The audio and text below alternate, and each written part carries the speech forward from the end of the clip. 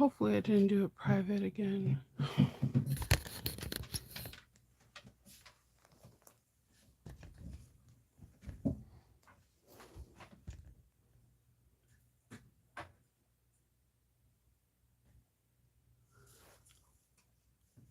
I'm hoping I just didn't do it private.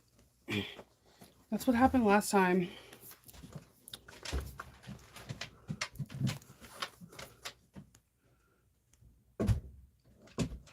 Good morning. It's not private. Yeah. Good morning. Just I wanted to do a quick chit chat. Um so today's Sunday, happy Sunday, and tomorrow's a holiday, so you have a longer weekend. Yay. See the blinding light out of the one window in my basement. um it's cold outside.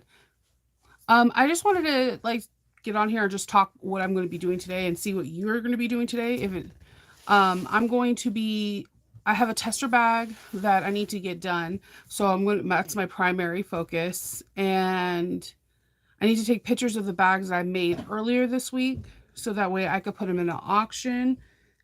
And I got my box from uh Georgia Stitch. I ordered the pattern, not the pattern, the actual kit for the Gabby bag. The Gabby bag, if you are not familiar with Georgia Stitch, uh, I we've done 3 of her bags, I think, on here. I think we did um,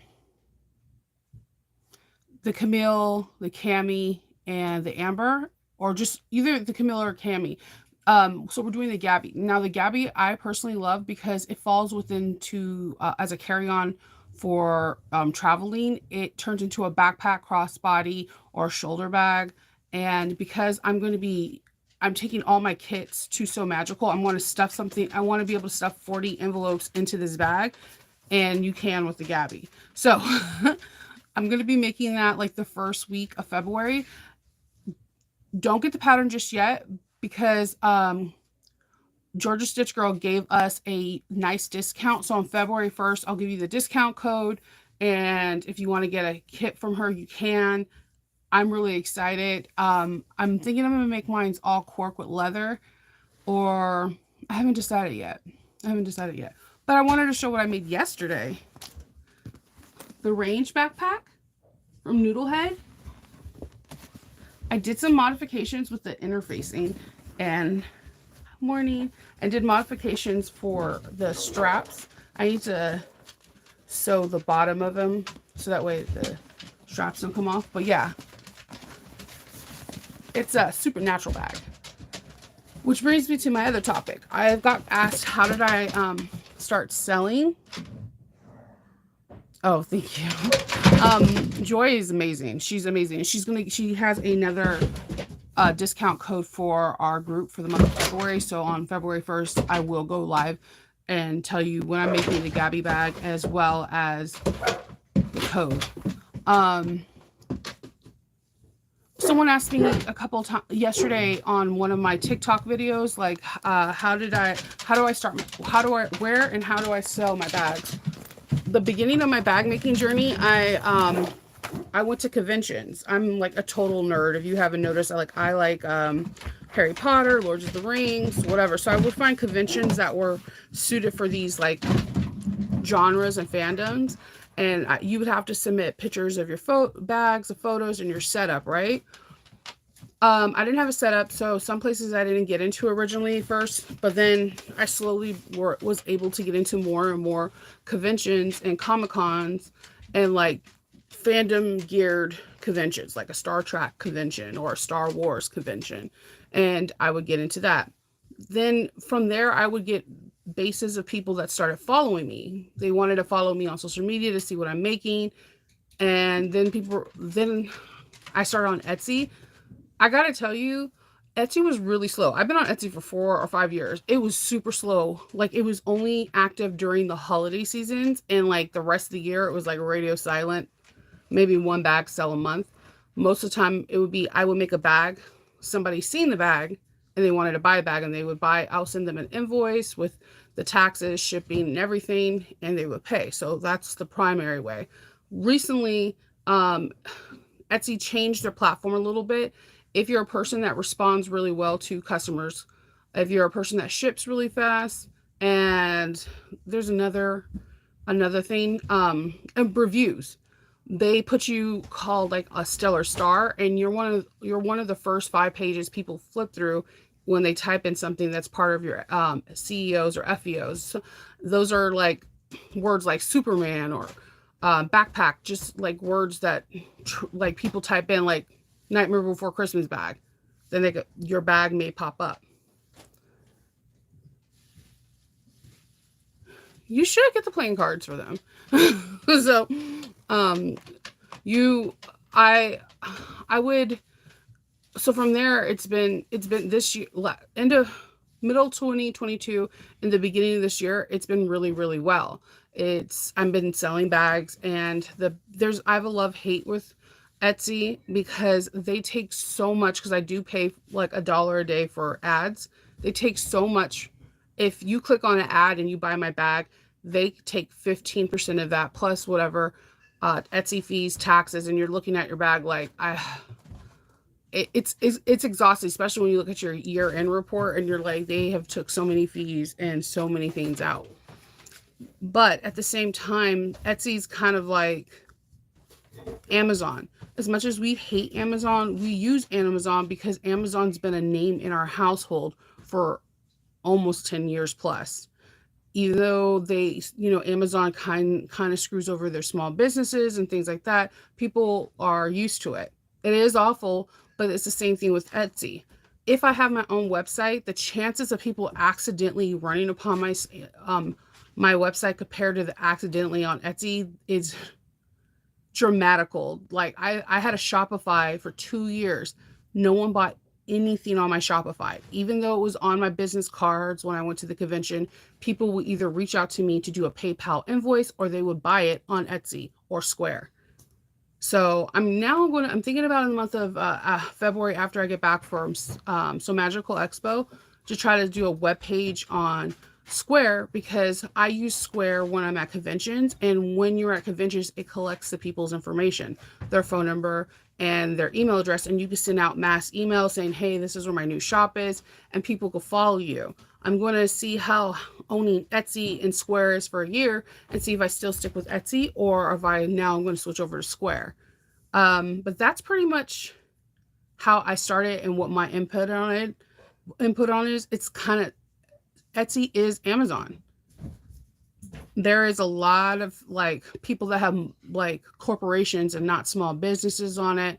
But if you put in, like, let's say you made a Nightmare Before Christmas, if you put in Sally, Nightmare Before Christmas, Jack Skellington, Santa Claus, Oogie Boogie as your numbers, you can type in a Oogie Boogie and someone's bag will pop up, and it's just more of a chance of people buying it. And also Etsy's really good to kind of gauge your own price ranges. I have a hard time ever talking about pricing because it's not just only it's personal. Everyone is different. Let's take, for example, we all know my bestie, Monica. Monica makes some of the hand down most gorgeous leather bags I've ever seen. She says it herself. It takes her all day, sometimes 2 days to make one bag. Me, on the other hand, I do make really, really good bags, but most of the time they're not leather. I might be able to pump out 2 or 4. So because I made more, should I get paid less? Or because she may have more time, does she get paid more? It's a really weird slippery slope. I hear people like, your bag times the time that you did it. That to me doesn't make any sense, because if I make a bag for 2 hours and you took 5 hours, your bag should be priced more because it took you longer and mine was shorter. Or should it, like, it's a messy slope. So I am a person that does what the cost of the bag is times 3 or 4. That's it. Because sometimes I'll do a front of a bag and like totally forget about it for a week and come back and I don't have the hours clocked. I personally don't do hours because times on bags are different. I've made the Erica Bola bag so many times. I know the measurements and I can sew it in my sleep. Sometimes I can finish that bad boy in 2 hours, and then there's other times it takes me 8 because I'm tired or I'm sick or I'm grumpy. Good morning. So I always tell everybody, if you're going to start selling your bags, sell them based off of what you think is best. There's no right or wrong answer. There's no handbook whatsoever. Whatever you do, whatever you want to sell them for, what's good for you and your family and yourself, your household, do it. Um, that's why I never really answer price when I see the price questions in groups, because I don't know anybody that finishes the same bag consistently at the same time every time.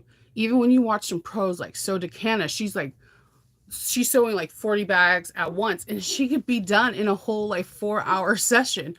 Are her bags worth less than someone that takes 4 hours to make one? No. Um, I do believe, make sure you do your materials time 3 or 4, and I always say add taxes to that and shipping afterwards, because taxes and shipping is real. Please pay your taxes. Venmo, PayPal, every place that you can get money from, Square, now sends you 1099s if you made over $600, and the IRS is not stupid. Do not mess over the IRS. Pay more in taxes and get better refunds. Do whatever, but do not mess over the taxes. Um, and my other thing is, if the people like free shipping, because Amazon has us our brains wired where we're like, we don't want to do shipping, add the shipping into your cost and nobody will know. Nobody will know. So Etsy, if you've been on Etsy for a while, and let's say you have all these listings and you have a bag for $220, when they convert it over, whatever you say this bag's box would be, like I always use a priority mail, because I've only had one bag that did not get to a person. No, there's two scenarios, and I'll tell you both of them. They're by far the most interesting scenarios, because I sell anywhere from 200 to 500 bags in a year, depending on what event I go to. I pump out bags a lot, and I spend a lot of time like perfecting my top stitching and um, trying to get my listings up. Good morning. Um, so put your shipping price into your payment price. So if you're like, this bag is $200, it's going to take $20 to ship, make it $220. The person sees free shipping, they're more willing to buy it. That's my other tip for you. Don't underestimate yourself. Don't worry about what other people are doing in your market. Worry about you, but do not underestimate yourself. Like if you're like, oh, this bag took me 5 hours to make, I'm going to sell it for $100. How much did this custom fabric cost? How much did this vinyl cost? How long did it take you to quilt this? How long did you modify for the pads? Like, take things take it in with great, like, take it in and really evaluate yourself. You're worth more than you think you are. And people will pay for it. Yep, yeah, free shipping over anything over $35. Yeah, because that's what Etsy did. At first, I was really upset about that, but then when the fee got incorporated into the payment, I was like, that's kind of smart. If you're gonna have to pay for shipping. Also, if you are selling online, make a goodie gift. Um, I personally, the reason why I'm teaching the persimmons is because from Sarah Lawson, that is my thank you gift for any bag that's over $150. If it's under $150 and more than 50, I do a keychain, and the keychain is from Purple Raven. I'm going to reach out to her, see if I can do a tutorial. It's a very simplistic keychain, but people go batshit crazy for it. And when sorry to say the S word, guys, but they do. And then what I do to cut costs on that is I use Amazon's hardware for like a D-ring and a swivel clasp with a keychain thing, and it winds up being less, like $1.50 per keychain. I make some. I even sell them at conventions, because little kids want to buy something to remember their time, and they're a $5 object will make them feel like they bought something amazing.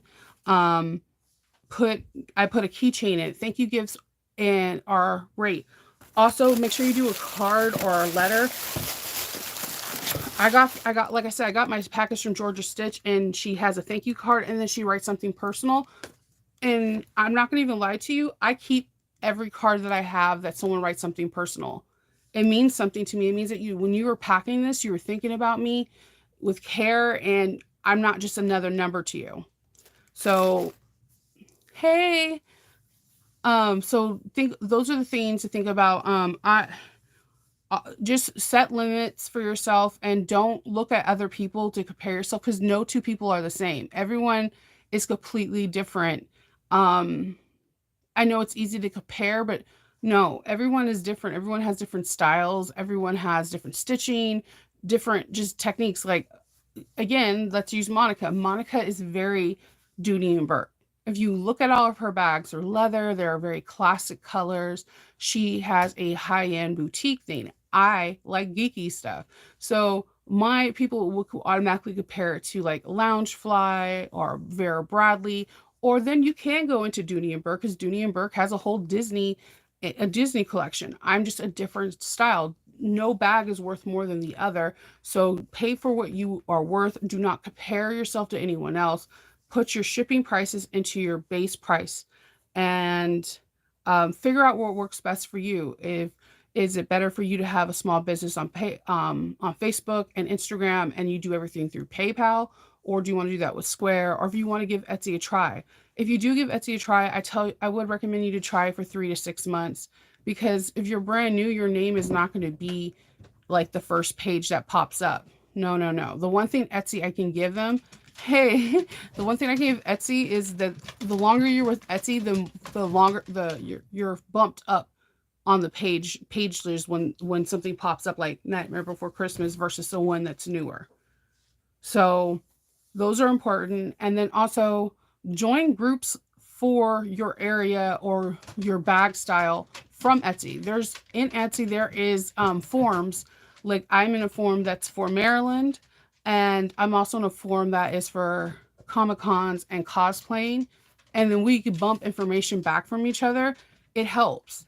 It helps tremendously with people that are focused on this particular thing. And just like you could do that on you could do that on Facebook too. Join Etsy groups. There's so many different Etsy groups. Join Etsy groups. It's different than like being in creative bag making, where people are going to give you their input, like, girl, don't undersell yourself, don't do Etsy, da, da, da, versus you're like, wait, the only time I get sales is on Etsy, so what can I do that's different? Join Etsy groups, and join do look for there's on Facebook, there's like vendor places you can look for your area, like vendors in, Virginia or whatever, and join those groups to see what in your area do they have going on. Is there a fair that you could be a part of? A Ren Fair, a Comic Con? Is there a bazaar or Christmas mart? Look for your area, see what they have. And sometimes you get these little flyers in from your county every month or every season, and they have literally like, oh, the Virginia State Fair or is coming. Find out if you could be a vendor there. Find out if you can have a booth there and sell your bags. Look at consignment shops to see if they're looking for people that make bags, and how much it would cost to rent a booth, and how much would, if they sell bags for you, how much will they take? Some people take 20%, some people take 30. But if you have like a house full of bags, this might be something for you. Just throwing that out there. And be like, put yourself out there. Show your bags on your personal page on Facebook. Show your bags on Instagram. You never know, you may have a family or friend that's like, holy moly, I want that bag, and you have a sell. So, and when you do sell information, collect information like phone numbers and emails, because during the holidays, you can send mass text or mass email saying that you're having a Black Friday sale or Cyber Monday or Small Business Saturday. And people might want to buy it, because when you have words like Small Business Saturday, people are really going to go out there and try to buy from you. So, um, also, if you're a person that gets like new fabric, like if you're, I love Tula Pink, and she's coming out with the nightshades the day before my birthday on July on July 23rd, I think. Um, I'm really excited about that. I've been wanting, I didn't know about Tula Pink until after the two door and after the nightshades. So if you know this is something that people are gonna be like, ooh, I want a bag out of, then put a thing on your Instagram, like, or your Facebook, saying, hey, Tula Pink is coming out with this. Does anybody want a bag with this? So you know to order what kind of extra fabric or whatever. So you have this. People, I have had people in, good morning. I've had people in creative bag making or Rosa, so whatever, message me because they like the bag that I showed in a bag making group and they're a fellow bag maker. That is the best compliment in the world. I just got to throw that out there. A fellow bag maker, and they're like, I want your bag.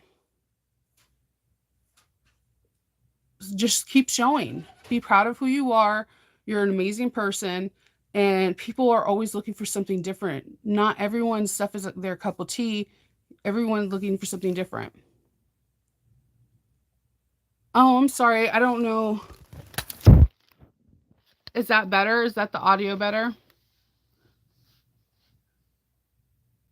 So just, yeah, one person said they couldn't hear my audio. I'm waiting to see if anyone else says anything. Shoot, yeah, Cindy says too. Hold on. I think it's because when I go this way, it blocks. Sorry? Okay, I'm trying to see if that's better. Because I think the audio input's up down here. And it blocks the sound. Yeah, it blocks the sound. See if that's better. Okay, Janine's saying it's okay for her. Okay. So, my husband's like putting a new printer in right now, so I'm really excited. I'm gonna take a bat to the HP printer. I am not playing with you.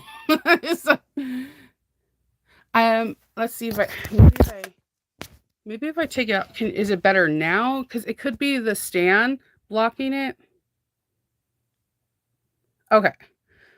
So yeah, Etsy groups, go look in your area to see if there's like a sewing guild, to see if there is area where you can. Oh my God, I hate my HP with so like my husband would look at that's hold on, I'll tell the story after this. Look for sewing guilds in your area.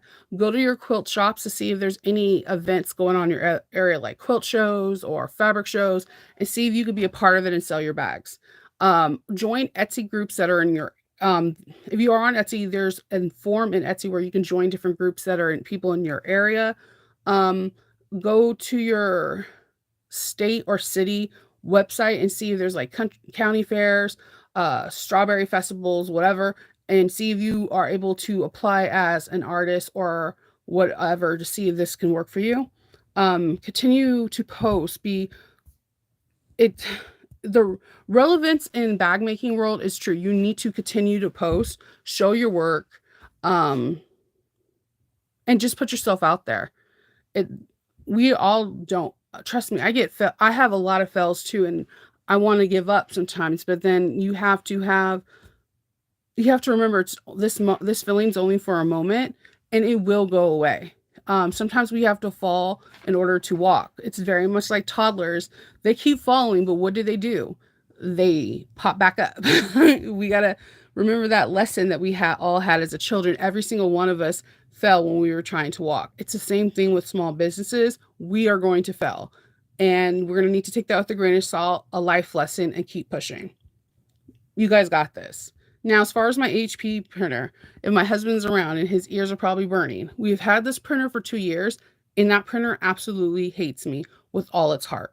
The first year, it printed in color, but it would always do the test square, like 1/8 of an inch off.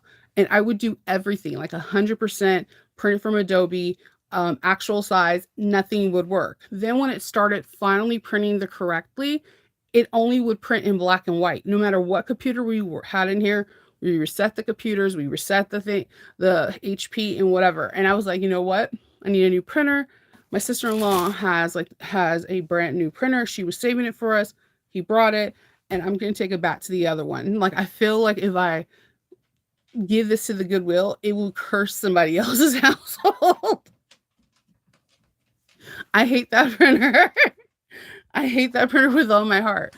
There is a printer that I want that you can print out sublimation stuff and stickers, but I'm gonna wait. That's a 2024 goal to get that one. I'm just gonna be satisfied for the one I have now. I have too many tests, and normally I've been sewing bags and looking at my tablet that I just got, but when I do tests, I write out notes so that when I'm done testing, I can give not only pictures but feedback where I think people may have hard times or I had a hard time or suggestion for something else. So I write notes so that I don't forget. Kendall, what is the brand name of the printer that I got? A Rico? Rico? I don't know what that is. It's anything's better than the HP. It's gonna die today. And that brings me so much joy. Richo. OH. OH? RICOH. Rico. Rico. It's a US brand? That's a good question. I think It's an industrial, so. It's an industrial printer.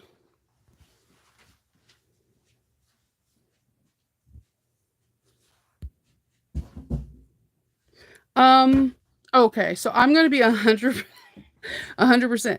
I hate my metal tags. They're beautiful. They're exactly what I wanted. I got them from where everyone else gets theirs, Alibaba, and I talked to, I want to say Rachel, but I think it's not Rachel. I'm really bad with names. I got 100 in every color.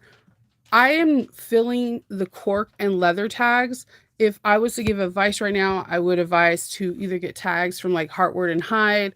There's other people that make leather tags or cork tags. I just think it looks a little bit neater. Some metal tags are nice, but recently, if you've seen a lot of my pictures, I'm using cork tags or a leather tag. And with leather, if you're not opposed to leather, you can buy a leather hide and like stain it, and you can get a stamping tool set and you can stamp in your name. And the reason why I like it is because you can make more bags with different things without your label being in someone's face. Like one of my favorite label persons who has like her label is amazing is Sonar. Having her little narwhal and she's able to put it anywhere she wants with the heat press, I say go down that route, to be honest with you, because then you're always self-sufficient. You won't run out of tags when you need them, or if you get a bad batch or whatever, and you can get your logo made on a heat press thing where you can just press it into cork, vinyl, and leather. So that would be my advice. I could be wrong. Some people love their tags, but it feels weird putting it on. Like if I'm making like a really classy bag, like if you go into my Instagram, you'll start noticing that recently it's been either heat foil press or a leather tag or a wood tag that has my name. It just, I don't know. I don't know if it's something that I just changed the past 2 years. It just, even getting like named like the tags that Lauren has, you can get your names on there and your business brand on there, and that could be inside the bag as well. And getting fabric tags is extremely cheaper than getting metal ones. Metal ones, the cheapest way I was able to get it, I had to pay like $100 and for one colorway, like, so let's say rose gold, and $75. You need to pay $75 one time for the mold. But any other colorway, there's like what, 6 or 7? That's $700. That's a lot to invest, unless you're a person that's, I only use antique or I only use nickel. That's why I started going towards cork, because if something looks a little bit different, and I've been trying different color hardware like red, blue, purple, it just looks a little bit neater. So short synopsis, I will become on February 1st, I will do a live, so that way I could tell you where what our code is for Joy from Georgia Girl Stitch, what our code is to get a discount to purchase the stuff. We'll be making the Gabby bag, which I'm making for So Magical for myself as a carry-on. I still haven't figured out all my materials. I'm really bad at that. And today I'm just going to be sewing a tester bag. Hopefully I can finish that and then just hang out with my family, because I have another tester bag I need to test for tomorrow. Super fun. I love doing tester those. I absolutely do. So that's all I have today. Does anyone have any questions other than me destroying my HP? Destroy that thing. I'm gonna go like office style with the bat. I heard you tell them that you were going to tell them two stories about the mail. Okay. Kindle. This is why you keep it. He's a keeper. The mail. I have mailed over, I don't know, 200 or 300 bags on Etsy alone. That's not including Square, PayPal, Venmo, whatever. But I had two stories with it. When last was it 2020 COVID, when COVID happened, a husband bought a Captain America themed backpack where I made it look like a bodysuit with all hardware from that looked Captain America for his wife for Christmas. He purchased it like November 26th. He lived like one or two states away from me. It was gone for 30 days. So he had to hold on. It did not come until Christmas. And then I felt so bad because I've never had any incident where none of my bags um never received people because I do priority more mail plus I do insurance on the bag. I created the bag again. And I mailed it off. The day that the new bag came, the old bag came. And he was so honest, he mailed back the old one and kept the new one because the new one had like some upgraded hardware. And he did a raving review to me, and I was so freaked out because I've never had a bag that never made it. The second one, to this day, that breaks my heart. This one. The second one was this person paid a quite a lot of money to get one of my Harry Potter trunks. I do not sell cheap because they are very time consuming, can take 2 days. I modified it to the size that she wanted, so it would be more of like a handbag versus a carry-on. I did all the extra stuff that they wanted, where like it had the embroidery designs of the houses on the front and in the back. It buckled the whole 9 yards. It was a beautiful bag, and it sent and it was delivered. There is a photo that it was delivered. It was delivered at a time. It was time stamped the whole 9 yards. So she went home to go get it, and it was gone. So the she filed a claim with the USPS, and they were like, no, it was delivered at like 11:15. So she had to go to her apartment complex, and sure enough, you see the mail carrier delivering it, and within 1 hour of it being at her door, someone stole it. And the insurance that we purchase on USPS does not cover theft. She lost basically like over $400, and there was nothing I could do. I wanted to make another one, and the Kindle was like, no, because that bag cost you so much to make. Um, that was the only other time, and I felt so bad. We did everything correct. So the moral of the story is if a person lives in an apartment, ask if they would prefer to have their bag shipped to the apartment complex's office, so that way someone could sign for it and it could stay securely in a building. So I know that now. If someone has an apartment complex number, the first thing I ask is, does mail get stolen there by any chance? If it does, would you like me to send it to your apartment complex office? A very important lesson now. So those are the only two stories out of the 100 bags I've ever made. Those two scenarios break my heart every single time. One was good ending. The other one was not. I'm still not over that. Every time I see that bag come up on my feed, I like want to cry. So that's it. That's all I have to give on this Sunday. I'll come back tomorrow on Monday and put down whatever you want to talk about, like at all, and I will answer it. Okay? I hope everyone has a really good day and happy sewing. Bye.